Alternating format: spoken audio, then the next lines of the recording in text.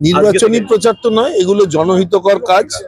এবং আজকে প্রার্থী হিসাবে নয়, বিগত দিনে যখন আমি প্রার্থী এখানে ছিলাম না, তখনও যে কোনো সময় ব্লাড ডোনেশনের কোনো ক্লাব ডাকলে নিশ্চয়ই যেতাম, যাওয়ার চেষ্টা করতাম।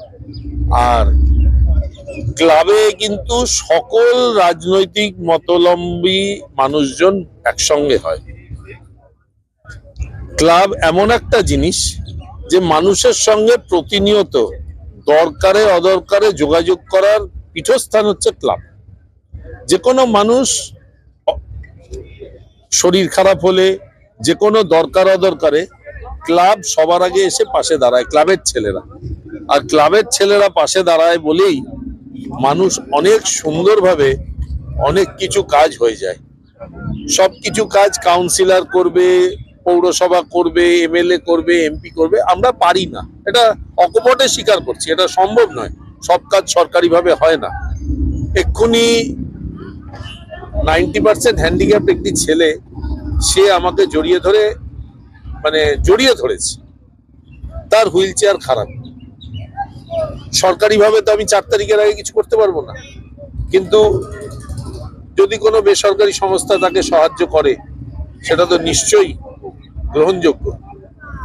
এটা আমরা চাই। বারাসাতের মানুষ কিরম বুঝছেন? খুব ভালো, অসম্ভব, আপ্লুত করে নিতে পারে মানুষকে। বারাসাতের মানুষের একটাই গুণ, আপনি বারাসাতের মানুষকে আপন করে নিন, তারা আপনাকে মাথায় তুলে রাখবে। বারাসাতের মানুষকে দূরে সরিয়ে দিন, তারা আপনাকে ছুঁড়ে ফেলে দেবে। কোন সিপিএম প্রার্থী না বিজেপি প্রার্থী? বিজেপি প্রার্থী একটা ক্ষোভ হয়েছে শুনেছি, আমাদের দলে কোনো ক্ষোভ তো শুনিনি। কিন্তু বারাসাতের মানুষ এই যে দীর্ঘ 20 এতগুলো বছর কোনো ভূমিপুত্রকে পাচ্ছে না, তাহলে কি কোনো যোগ্য নেতৃত্ব নেই বা জন্মায়নি এখনো পর্যন্ত? কেন এই আকাল? হবে না কেন? আমাদের মিউনিসিপ্যালিটির দায়িত্ব আছে, মিউনিসিপ্যালিটির দায়িত্ব করি। আমরা আরো বৃহত্তর জায়গায় যেতে চাইছি, যে আরো ভালো কাজ করার জন্য। এবং মমতা ব্যানার্জি যার জন্য সংস্কৃতিবান মানুষকে দাঁড় করিয়েছিলেন, চিরঞ্জিত চক্রবর্তী 15 বছর দাঁড়িয়েছে। এবং বারাসাতের শুধুমাত্র কিন্তু ওই নির্বাচনে জেতা না, সংস্কৃতির মানুষরা আসে বারাসাতে। এর আগে বারাসাতে তরুণকান্তি ঘোষের মতো সাংবাদিক ছিল, বারাসাতে ডাক্তার রঞ্জিত পাজার মতন চিকিৎসক ছিলেন পার্লামেন্ট, তারপরে ডাক্তার কাকলি ঘোষ এসছে। এবং আমাদের বারাসাতে ঠিক তেমনইভাবে গোপাল মুখার্জির মতো যেমন ভূমিপুত্র ছিল, ঠিক তেমনই আবার চিরঞ্জিত চক্রবর্তীর মতন সংস্কৃতিবান মানুষ এসছে।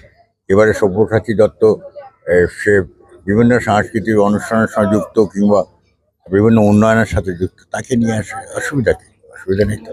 কিন্তু দীর্ঘ 15 বছরে খরা কাটলো না, কি বলবেন? নেতৃত্বের খরা, বারাসাতের ভূমিপুত্রের নেতৃত্বরা কেন আসতে পারছেন না? না, নেতৃত্ব বারাসাতের নেতৃত্ব দেয় দেখি তো রঞ্জিত পাজা জিতেছে, কিংবা কাকলি ঘোষ জিতেছে, কিংবা চিরঞ্জিত চক্রবর্তী জিতেছে, এবং সব্যসাচী দত্ত জিতবে। নেতৃত্ব আছে দেখেই তো জিতছে, আরো জিততে পারতো না। নেতৃত্ব আছে, এটা বলতে পারে।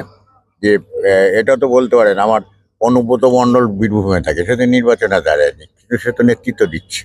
তাহলে নেতৃত্ব নেই সেখানে, স্বাভাবিক কারণে। বিজেপি বলছে যে বারাসাতে তৃণমূলের মধ্যে গোষ্ঠীদ্বন্দ্ব শুরু হয়ে গেছে। বিজেপি নিজের ঘরটা সামলাক, বিজেপি নিজেদের পোস্টার পড়ছে তো সমস্ত জায়গায়। বিজেপি ক্যান্ডিডেটকে নিয়ে পাল্টা ক্যান্ডিডেট, নির্দল ক্যান্ডিডেট নিজেদের পোস্টার। আগে নিজের ঘর সামলাক, তারপর পরের ঘর দেখুক।